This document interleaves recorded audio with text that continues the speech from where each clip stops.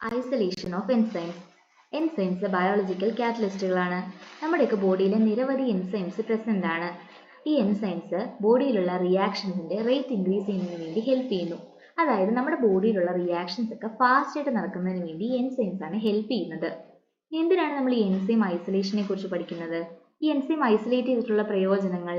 നമുക്ക് enzyme isolation വഴി എൻസൈംസിന്റെ properties പഠിക്കാൻ സാധിക്കുന്നുണ്ട്. ഏത് സബ്സ്ട്രേറ്റിനോടാണ് കൂടുതൽ അഫിനിറ്റി എന്ന് പഠിക്കാൻ സാധിക്കുന്നു. പിന്നെ അതിന്റെ കാറ്റലിറ്റിക് മെക്കാനിസം, അതായത് എന്ത് മെക്കാനിസം വഴിയാണ് അവർ ഈ പ്രോപ്പർട്ടി, അതായത് ഈ റിയാക്ഷൻസ് ഒക്കെ ഫാസ്റ്റ് ആയിട്ട് നടക്കുന്നുണ്ടല്ലോ, അതായത് ഈ കാറ്റലിസിസ് പ്രോസസ്, ആ പ്രോസസ്സ് നടക്കുമ്പോൾ അവിടെയുള്ള മെക്കാനിസം എന്താണ് അത് പഠിക്കാൻ സാധിക്കുന്നുണ്ട്. പിന്നെ നമുക്കിപ്പോൾ 2-3 ഡിഫറെന്റ് എൻസൈംസിനെ കമ്പയർ ചെയ്ത് പരസ്പരം പഠിക്കണമെങ്കിൽ അതിനു വേണ്ടി ഹെൽപ്പ് ചെയ്യുന്നുണ്ട്. ഈ എൻസൈം എങ്ങനെ ഇവോൾവ് ചെയ്ത് വന്നു എന്ന് പഠിക്കണമെങ്കിൽ അതിന് ഹെൽപ്പ് ചെയ്യുന്നു. അങ്ങനെ മൊത്തത്തിൽ എൻസൈമിനെ കുറിച്ച് നമുക്ക് ഡീറ്റെയിൽ ആയിട്ട് പഠിക്കാൻ വേണ്ടി എൻസൈം ഐസൊലേറ്റ് ചെയ്യണം. ഇനി നമ്മൾ ഒരു എൻസൈം ഐസൊലേറ്റ് ചെയ്യാൻ നമ്മളിപ്പോൾ തീരുമാനിച്ചു എന്ന് വിചാരിക്കുക. അതിന് നമ്മൾ ഉപയോഗിക്കേണ്ട സ്റ്റെപ്സ്, സ്റ്റേജസ്, പിന്നെ എന്തൊക്കെയാണ് നമ്മൾ ശ്രദ്ധിക്കേണ്ടത്, അതൊക്കെയാണ് നമ്മൾ ജസ്റ്റ് ഒരു ഓവർവ്യൂ ആയിട്ട് ഇന്ന് ഈ വീഡിയോയിൽ ഡിസ്കസ് ചെയ്യാൻ പോകുന്നത്. 3 മെയിൻ ആയിട്ടുള്ള കാര്യങ്ങളാണുള്ളത്. ഒന്നാമത് നമ്മൾ എൻസൈമിന്റെ സോഴ്സ് സെലക്ട് ചെയ്യണം. രണ്ടാമത്തത് ഹോമോജനൈസേഷൻ ഉള്ള മെത്തേഡ് സെലക്ട് ചെയ്യണം. മൂന്നാമത് മെത്തേഡ് ഓഫ് സെപ്പറേഷൻ. ഇത് ഇത്രയും വിചാരിക്കുക. നമുക്ക് ഒരു എൻസൈമിനെ ഐസൊലേറ്റ് ചെയ്തെടുക്കണം. അതിനുവേണ്ടി നമുക്കൊരു സോഴ്സ് വേണ്ടേ? ഇപ്പം നമ്മൾ ലാബുകളിലൊക്കെ നോർമലായിട്ട് ഉപയോഗിക്കുന്ന ഒന്നാണ് സ്വീറ്റ് പൊട്ടറ്റോയിൽ നിന്ന് അമൈലേസിന്റെ എക്സ്ട്രാക്ഷൻ എന്ന് പറയുന്ന ഒരു പ്രോസസ്സ്. നമുക്ക് ആ പ്രോസസ്സിന് ഒരു എക്സാമ്പിൾ ആയിട്ട് എടുക്കാം. ഇവിടെ ഉപയോഗിച്ചിരിക്കുന്ന സ്വീറ്റ് പൊട്ടറ്റോ ആണ് സോഴ്സ്, ആ എൻസൈമാണ് അമൈലേസ്. അപ്പൊ അമൈലേസിനെ നമ്മൾ സ്വീറ്റ് പൊട്ടറ്റോയിൽ നിന്ന് ഐസൊലേറ്റ് ചെയ്തെടുക്കുന്നു.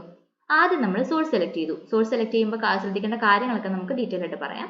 ഇത്രയും വിചാരിക്കുക ഒരു സോഴ്സ്.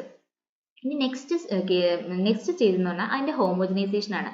അപ്പം നമുക്ക് നമ്മൾ ഈ സ്വീറ്റ് പൊട്ടറ്റോ എടുക്കുകയാണെങ്കിൽ നമുക്ക് ഹോമോജനൈസേഷന് വേണ്ടി അതിന് ചെറിയ ചെറിയ പീസസ് ആയിട്ട് കട്ട് ചെയ്യുക, അതിനുശേഷം ഗ്രൈൻഡ് ചെയ്യാം. അപ്പോൾ ഈ ഹോമോജനൈസേഷൻ എന്ന് പറയുമ്പോൾ എന്താണ്? മെയിൻ ആയിട്ട് നമ്മൾ ആ സെല്ല്, ആ ടിഷ്യൂ അല്ലെങ്കിൽ ആ സെല്ലിനെ ബ്രേക്ക് ഓപ്പൺ ചെയ്തിട്ട് അതിന്റെ കണ്ടന്റ് ഒക്കെ പുറത്തിട്ട് റിലീസ് ചെയ്യുന്നു. അങ്ങനെ ഒരു യൂണിഫോം മിക്സർ ആക്കിയതിന് മാറ്റാണ് ഹോമോജനൈസേഷൻ എന്ന് പറയുന്നത്. അങ്ങനെ നമുക്ക് ഹോമോജനൈസേഷൻ നമ്മൾ ചെയ്തു.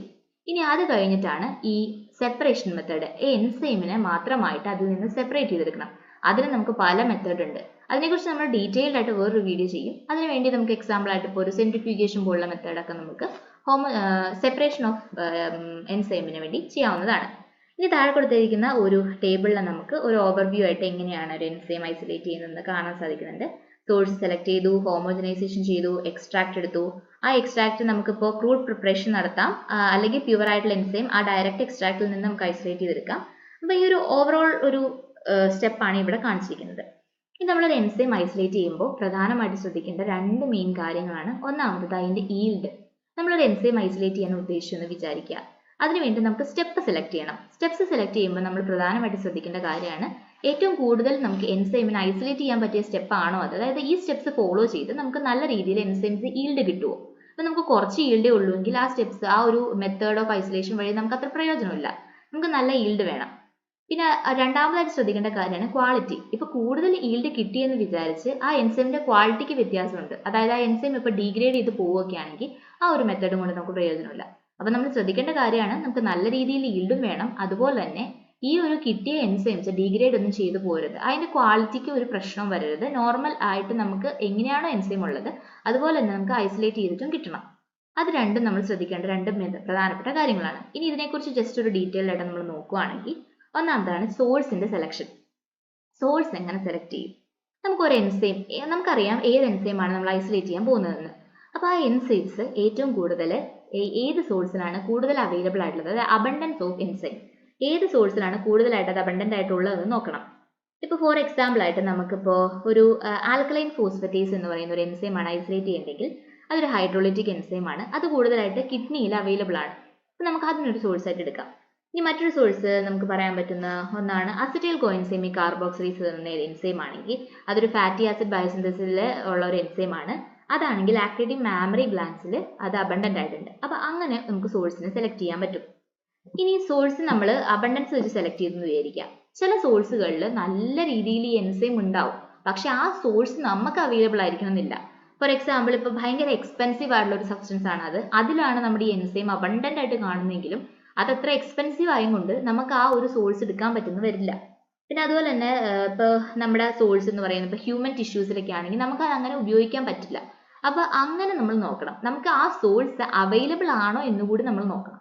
അതാണ് രണ്ടാമത്തെ സോഴ്സിന്റെ സെലക്ഷന്റെ ഒരു മെത്തേഡ്.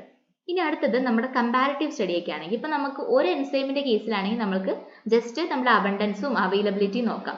ഇപ്പൊ നമ്മൾ രണ്ട് എൻസൈംസ് പരസ്പരം കമ്പയർ ചെയ്തുള്ള ഒരു സ്റ്റഡിയാണ് നടക്കുന്നത്. നമുക്ക് കമ്പാരിറ്റീവ് സ്റ്റഡിയാണ്. അതായത് ഇപ്പോൾ നമ്മൾ വിചാരിക്കുക രണ്ട് ഡിഫറെന്റ് ടിഷ്യൂസിൽ ഉള്ള ഒരേ എൻസൈമിന്റെ വ്യത്യാസങ്ങൾ അല്ലെങ്കിൽ അവർ തമ്മിൽ കമ്പയർ ചെയ്ത് പഠിക്കുവാണെങ്കിൽ നമ്മൾ അതുപോലെ തന്നെ രണ്ട് ഡിഫറെന്റ് ടിഷ്യൂസ്, രണ്ട് ഡിഫറെന്റ് സ്പീഷീസ് തന്നെ നമ്മൾ സെലക്ട് ചെയ്യണം. ഇപ്പോൾ നമ്മൾ ഒരേ സ്പീഷീസിൽ തന്നെ രണ്ട് ഡിഫറെന്റ് സൈറ്റുകൾ അല്ലെങ്കിൽ രണ്ട് ഡിഫറെന്റ് ടിഷ്യൂകളിലുള്ള എൻസൈമിന്റെ വ്യത്യാസം, നമുക്ക് പൈസോ എൻസൈം എന്നൊക്കെ കേട്ടിട്ടുണ്ടല്ലോ. അപ്പൊ അങ്ങനെ രണ്ട് ഡിഫറെന്റ് ടിഷ്യൂവിൽ ഈ എൻസൈമിന് എന്തൊക്കെ വ്യത്യാസമാണോ അല്ലെങ്കിൽ അവരുടെ പരസ്പരമുള്ള ഒരു കമ്പാരിറ്റീവ് സ്റ്റഡി ആണെങ്കിൽ നമ്മൾ ശരിക്കും സോഴ്സ് സെലക്ട് ചെയ്യുമ്പോൾ ആ രണ്ട് ഡിഫറെന്റ് ടിഷ്യൂ തന്നെ സെലക്ട് ചെയ്യണം. എന്നാലാണ് നമുക്ക് ഈ കമ്പാരിറ്റീവ് സ്റ്റഡി നടത്താൻ പറ്റുള്ളൂ. അങ്ങനെ കമ്പാരിറ്റീവ് സ്റ്റഡി ആണെങ്കിൽ അതനുസരിച്ച് വേണം നമ്മൾ സോഴ്സ് സെലക്ട് ചെയ്യാൻ. പിന്നെ സബ്സെല്ലുലാർ ലൊക്കേഷൻ, അതായത് ഇപ്പോൾ ചില എൻസൈംസ് ഒക്കെ സബ്സെല്ലുലാർ ഓർഗനൽസിലൊക്കെ ആയിരിക്കും പ്രസന്റ് ആയിട്ടുള്ളത്, മൈറ്റോകോൺഡ്രിയയിലൊക്കെ ആയിരിക്കും പ്രസന്റ് ആയിരിക്കുന്നത്. അപ്പോൾ അവിടെ നിന്ന് നമുക്ക് ഈസിലി മൈറ്റോകോൺഡ്രിയ ഒബ്റ്റൈനബിൾ ആയിട്ടുള്ള സെൽസ് ആ ഒരു രീതിയിൽ നമ്മൾ ഈ എൻസൈമിന് ഒരു സോഴ്സിന് സെലക്ട് ചെയ്യണം. അപ്പോൾ ഈ 4 മെത്തേഡാണ് മെയിൻ ആയിട്ട് നോക്കേണ്ടത്. അപ്പോൾ നമ്മൾ ഈ മെത്തേഡ് ഒക്കെ നോക്കി നമ്മുടെ ഒരു സോഴ്സ് സെലക്ട് ചെയ്തു എന്ന് വിചാരിക്കാം. നെക്സ്റ്റ് സ്റ്റെപ്പ് എന്തായിരുന്നു, ഓർക്കുന്നുണ്ടോ? നെക്സ്റ്റ് സ്റ്റെപ്പാണ് ഹോമോജനൈസേഷന്റെ മെത്തേഡ്. ഇപ്പോൾ നമ്മൾ മമേലിയൻ ടിഷ്യൂ ആണ് നമ്മളിങ്ങനെ സെലക്ട് ചെയ്ത ടിഷ്യൂ എങ്കിൽ അത് ഹോമോജനൈസ് ചെയ്യുമ്പോൾ എന്താണ് നമ്മൾ ശ്രദ്ധിക്കേണ്ടത്? ഈ മമേലിയൻ ടിഷ്യൂ ഒക്കെ ആണെങ്കിൽ ഹോമോജനൈസ് ചെയ്യാൻ കുറച്ചുകൂടി എളുപ്പമാണ്. കാരണം എന്താണ്? അനിമൽ സെല്ലാണിത്. അനിമൽ സെല്ലിൽ എന്തില്ല? സെൽ വോൾ ഇല്ല. സെൽ വോൾ ഇല്ലെങ്കിൽ എന്ത് സംഭവിക്കും? പെട്ടെന്ന് നമുക്ക് ബ്രേക്ക് ഓപ്പൺ ചെയ്യാൻ സാധിക്കുന്നുണ്ട്. അപ്പോൾ ഹോമോജനൈസേഷൻ മമേലിയൻ ടിഷ്യൂവിൽ എളുപ്പമാണ്. അപ്പോൾ ഇതിന്റെ കേസിലാണ് നമ്മൾ ആ ഒരു ടിഷ്യൂവിനെ ചെറിയ ചെറിയ സ്പീസസ് ഒക്കെ ആയിട്ട് കട്ട് ചെയ്തിട്ട് അതിനെ നമുക്ക് ഗ്രൈൻഡ് ചെയ്യാവുന്നതാണ്, ഈസി മെത്തേഡ്. ഇനി ഇപ്പൊ നമ്മുടെ ഈ ടിഷ്യൂവിന്റെ അകത്ത് തന്നെ നമ്മുടെ സെല്ലിന്റെ അകത്ത് ചില പർട്ടിക്കുലർ സബ്സെല്ലുലാർ ഓർഗനൽസിലാണ് ഈ നമ്മുടെ എൻസൈം ഇരിക്കുന്നതെങ്കിൽ ആ ഓർഗനൽസിൽ നിന്ന് എൻസൈം പെട്ടെന്ന് പൊട്ടി പുറത്ത് വരാതിരിക്കാൻ വേണ്ടി നമ്മൾ അതനുസരിച്ചുള്ള ഹോമോജനൈസേഷൻ മെത്തേഡ് വേണം ഉപയോഗിക്കാൻ. അതിനുവേണ്ടി നമ്മൾ ഇപ്പോൾ ചിലപ്പോൾ അങ്ങനെയൊക്കെ ഇരിക്കുന്ന എൻസൈം ആണ്, അല്ലെങ്കിൽ ചില എൻസൈംസ് ഒക്കെ പുറത്തോട്ട് വന്നു കഴിഞ്ഞാൽ വേറെ ഓർഗനൽസും എന്നൊക്കെ അത് പുറത്ത് വന്നു കഴിഞ്ഞാൽ കമ്പാർട്ട്മെന്റ്സ് ഒക്കെ ബ്രേക്ക് ചെയ്ത് പുറത്ത് വന്ന് പരസ്പരം ഇപ്പൊ ലൈസോസൈം ഹൈഡ്രോളിറ്റിക് എൻസൈംസ് ഒക്കെ പ്രസന്റ് ആയിട്ടുള്ള ഭാഗമാണെങ്കിൽ അവ പരസ്പരം റിയാക്ട് ചെയ്ത് ഈ എൻസൈമിന്റെ ഡീഗ്രഡേഷൻ ഒക്കെ സംഭവിച്ചു കഴിഞ്ഞാൽ പിന്നെ നമ്മൾ ആ പ്രൊസീജിയർ ഒരു എൻസൈം ഐസൊലേറ്റ് ചെയ്തിട്ട് കാര്യമില്ല. കാരണം എന്താ, നമ്മൾ ആദ്യം പറഞ്ഞിരുന്നു എൻസൈം ഐസൊലേറ്റ് ചെയ്യുമ്പോൾ നമുക്ക് അതിന്റെ ക്വാളിറ്റി നഷ്ടപ്പെടാതെ നമുക്ക് കിട്ടണം എന്നുള്ളത്. അപ്പൊ അതും കൂടി നമ്മൾ നോക്കിയിട്ട് വേണം ഒരു ഹോമോജനൈസേഷൻ മെത്തേഡ് സെലക്ട് ചെയ്യാൻ വേണ്ടി. ഇപ്പോൾ സബ്സെല്ലുലാർ ഓർഗനൽസിലൊക്കെയാണ് ഇരിക്കുന്നതെങ്കിൽ നമ്മൾ അതിനെ ഡിസ്ട്രപ്റ്റ് ചെയ്യാതിരിക്കാൻ വേണ്ടി ഒരു ഐസോട്ടോണിക് സൊല്യൂഷനിൽ വേണം ഈ ഹോമോജനൈസേഷൻ പ്രോസസ്സ് ചെയ്യാൻ. ഇനി അടുത്തതാണ് പ്ലാന്റ്, ഫംഗൽ, ബാക്ടീരിയൽ മെറ്റീരിയൽസ് ഒക്കെ ആണെങ്കിൽ എന്ത് ചെയ്യും എന്നുള്ളത്. ഇപ്പൊ പ്ലാന്റിലൊക്കെ ആണെങ്കിൽ ഇതിലൊക്കെ ആണെങ്കിൽ പ്ലാന്റിലും ഫംഗലിലും ബാക്ടീരിയൽ മെറ്റീരിയലൊക്കെയാണ് എന്തോ ഉള്ളത്, സെൽ വോൾ ഉണ്ട്. സെൽ വോൾ ഉണ്ടെങ്കിൽ അത് ബ്രേക്ക് ഓപ്പൺ ചെയ്യാൻ ഇത്തിരി ടഫാണ്. അപ്പൊ നമുക്ക് കുറച്ചുകൂടി ഹാർഷ് ആയിട്ടുള്ള മെറ്റീരിയലും ഹോമോജനൈസേഷൻ മെത്തേഡ് വേണം ചെയ്യാൻ. അതിനുവേണ്ടി നമുക്കിപ്പോൾ അലൂമിനിയം സാൻഡ് പോലുള്ള സബ്സ്റ്റൻസ് ഉപയോഗിച്ച് നമ്മൾ ഗ്രൈൻഡ് ചെയ്യാം.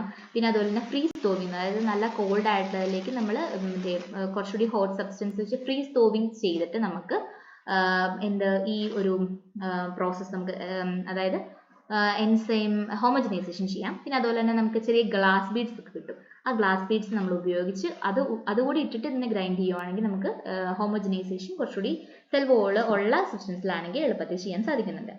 അപ്പോൾ അങ്ങനെയാണ് ഹോമോജനൈസേഷൻ. ഇനി നെക്സ്റ്റ് ആണ് മെത്തേഡ് ഓഫ് സെപ്പറേഷൻ. ഹോമോജനൈസേഷൻ ഒക്കെ നടത്തി എല്ലാം ചെയ്തിട്ട് നമുക്കൊരു മിക്സർ കിട്ടി. ഈ മിക്സറിന്റെ അകത്തുനിന്ന് നമുക്ക് വേണ്ടുള്ള എൻസൈമിനെ എടുക്കണ്ടേ, അതാണ് മെയിൻ സ്റ്റെപ്പ്. അപ്പൊ അതിനു വേണ്ടി നമുക്ക് പല മെത്തേഡുകൾ ഉണ്ട്. ആ ഒരു എൻസൈമിന്റെ പ്രോപ്പർട്ടി അനുസരിച്ച് നമുക്ക് പല മെത്തേഡ് ഉണ്ട്. എൻസൈമിന്റെ സൈസ് ഒക്കെ അനുസരിച്ചിരിക്കും. ഇപ്പൊ നമ്മൾ നോർമൽ ആയിട്ട് ഈ ലാബിലൊക്കെ കണ്ടുവരുന്ന ഒരു പ്രോസസ്സാണ് നമ്മുടെ ഡയാലിസിസ് പ്രോസസ്സ്. ഡയാലിസിസ് എന്ത് സംഭവിക്കും, നമുക്ക് ഡയാലിസിസ് മെംബ്രെയിൻ കിട്ടും. അപ്പൊ ഡയാലിസിസ് മെംബ്രെയിനിന് നമുക്ക് അത് പല പോർ സൈസിലുള്ള ഡയാലിസിസ് മെംബ്രെയിൻ കിട്ടും. അപ്പൊ നമ്മുടെ എൻസൈമിന്റെ പോർ സൈസ് എന്താണെന്ന് നമുക്കറിയായിരിക്കും. അപ്പൊ അതനുസരിച്ചുള്ള ഒരു ഡയാലിസിസ് മെംബ്രെയിൻ നമ്മൾ ഉപയോഗിക്കണം. നമ്മുടെ എൻസൈമിന്റെ പോർ സൈസിനേക്കാളും ചെറിയൊരു പോർ സൈസിലുള്ള ഒരു ഡയാലിസിസ് മെംബ്രെയിൻ എടുത്തു കഴിഞ്ഞിട്ട് നമ്മൾ അത് ഒരു സൈഡിൽ ടൈ ചെയ്ത് നമ്മുടെ മിക്സ്ചർ അതിൻ്റെ അകത്തേക്ക് ലോഡ് ചെയ്തിട്ട് നമുക്ക് ഡയാലിസിസ് പ്രോസസ്സ് ചെയ്യാം. ഡയാലിസിസ് പ്രോസസ്സ് ചെയ്ത് നമുക്ക് എന്ത് ചെയ്യാം, നമുക്ക് അങ്ങനെ നമ്മുടെ എൻസൈമിനെ സെപ്പറേറ്റ് ചെയ്യാവുന്നതാണ്. അങ്ങനെ ഈസിലി നമ്മൾ ചെയ്തു വരുന്ന ഒരു പ്രോസസ്സാണ് ഡയാലിസിസ്. അതുകൂടാതെ തന്നെ പല മെത്തേഡ് ഉണ്ട്, സെൻട്രിഫ്യൂഗേഷൻ, ജെൽ ഫിൽട്രേഷൻ, അങ്ങനെയുള്ള പല മെത്തേഡ് വഴി ഈ സൈസ് വെച്ചിട്ടുള്ള രീതിയിലുള്ള ഒരു മെത്തേഡുകളാണ്. അതായത് ഇപ്പോൾ ആ ഒരു എൻസൈം സൈസ് ഡിപ്പെൻഡന്റ് ആണെങ്കിൽ, അതായത് ഇപ്പോൾ നമുക്ക് നമ്മുടെ എൻസൈമിന്റെ സൈസ് അനുസരിച്ച് നമുക്ക് പല പ്രോസസ്സുകളുണ്ട്. സെൻട്രിഫ്യൂഗേഷൻ, ജെൽ ഫിൽട്രേഷൻ, ഡയാലിസിസ് പോലുള്ള പ്രോസസ്സ് വഴി നമുക്ക് സെപ്പറേറ്റ് ചെയ്യാൻ പറ്റും. ഈ ഒരു ടേബിളിനെ കുറിച്ച് ഡീറ്റെയിൽ ആയിട്ടൊരു വീഡിയോ നമ്മൾ ചെയ്യുന്നതാണ്. ജസ്റ്റ് ഈ ഒരു ടേബിൾ ഇപ്പോൾ ഒന്ന് മനസ്സിലാക്കുക. ഇങ്ങനെയുള്ള പല മെത്തേഡ് ഓഫ് സെപ്പറേഷൻ വഴി നമുക്ക് സെപ്പറേറ്റ് ചെയ്യാവുന്നതാണ്.